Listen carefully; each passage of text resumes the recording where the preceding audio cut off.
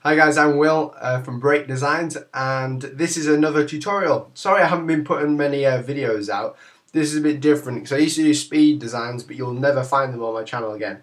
I sort of didn't like them because there's some of my old work, and I've gotten increasingly better since then. Some of them are nearly a year old now, so I'm sort of rekindling my YouTube thing now because people have been wanting more Illustrator tutorials. And if you're here, thanks for being here. If you don't know me, I'm a graphic designer, a freelance graphic designer even, and I work from home for company logos. I do company logos, and I do product placement stuff. I do page layout for companies and stuff. They're all the things I offer. If you want to see more about me, go to my website in the description below.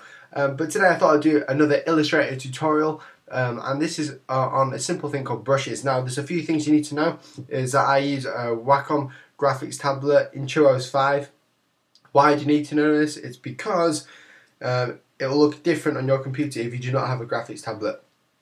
These things, like the pens for the graphic tablet, have like sort of pressure sensitive qualities to it. So whenever you draw or make a stroke within Illustrator, my settings are that it's touch sensitive or pressure sensitive.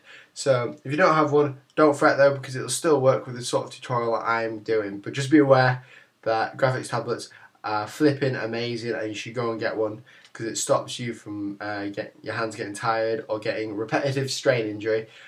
So yeah, we're going to dive into Illustrator right now, and we're going to try and make this sort of logo that I've been doing. Okay, so we're in Illustrator now, and I've created a 500 by 500 pixel document. It's in CMYK, but it can be in RGB, but I suggest CMYK because Illustrator works best within that print value. So I'm going to start off by making an ellipse. Now a lot of people know how to do all the stuff I'm doing here, but if you can see it in the video, you can see what buttons I'm clicking to do it all. So there we go. So I've created an ellipse with a weight of, should be just one, a 1 point rate, sorry, 1 point scale for my ellipse, and I have a stroke but no fill. And I'm going to just add a brush to it. Now this is a very easy thing. You just go to your brushes panel and you'll click on one of these things here. Now to get the brushes panel, go to window and go to brushes or press F5. You might not see these brushes here, and that is because the brushes that you're seeing, I'm just going to move this up because I've just moved it by accident, and the brushes you're seeing here aren't normally on this palette. So what you need to do is you need to go down to this bottom left bit here to the brushes library menu, and then go to vector packs and go to grunge brushes vector pack, and you'll get this box of all these different brushes in. There's plenty of other brushes that you can choose from as well.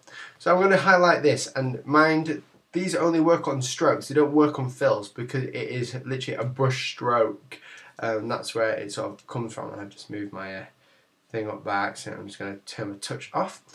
Right, and I'm going to select my stroke, and I'm just going to press one of these, and that will give me a grunge stroke, and I can actually change the weight to it as well, but I'm going to leave it as 1 because that's just a standard weight for this brush. I'm going to choose this brush, and this is, I'm trying to make a coffee stain logo, and I'm doing this for my portfolio. I've already done it, but let's see what happens. I'm going to copy this, and I'm going to just turn it around because I want it to be around here somewhere, that I'm going to make it into a half circle. Right now I'm here. I was in the free transform section then, by the way. I'm going to press A, which brings up the direct selection tool, which can select paths. Now mind you, this is just a path, it's not a vectorized outline, it is just one vector path. And that's very important to know because that means you can delete the whole segment of path. So to make it not into a path, you just highlight it and then go up to object, and you go to expand appearance, not rasterize but expand appearance, and it'll expand it to make it into this weird shape that is vectorized, but we don't want to do that. We just got one single path outline. I'm then going to just get my direct selection tool, and I'm just going to go to the right, and I'm going to highlight it, so just like that, and I'm going to press the backspace. I just press return by accident, and that gives us half a circle. And then what I suggest everyone does if they're following along with me is to go and press Command or Control K and go to this preferences box, and here you'll find scale, strokes and effects. If you didn't, you won't have this set up like the way I've got it, because I use Illustrator as my main tool. But I always have this selected, because if you're scaling the stroke down, the weight of the stroke will stay the same.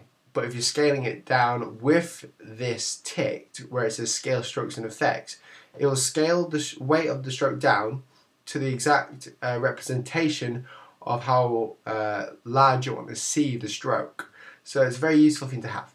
So that stops you from having to expand it as well. So we're just going to press Shift and Alt and then bring it down quite small. And now you can see that the weight has changed from 1 point to 0.469, and that's how close it can get. I'm just going to move that to the side. I'm going to then press Command F to paste in front. I'm just going to scale this around like so to give it a bit of a difference, and I'm going to lower this down quite low, and then I'm just going to move it in to here, maybe expand it a tiny bit, bring it down a bit, and then I'm just going to highlight, set them both, bring them in, group them so I can align them to the artboard and see what I've done. Then I'm just going to go ahead and ungroup the things I've done. So I hope that helped, and that's it really. That's how I use brushes for a circle. If you're disappointed with the video, there'll be more, don't worry. I just thought I'll get this out of the way because I'm going to be doing a series of videos on Illustrator if you want them. So make sure you like the video, share it with your friends, do whatever. Check out my website, do all that stuff.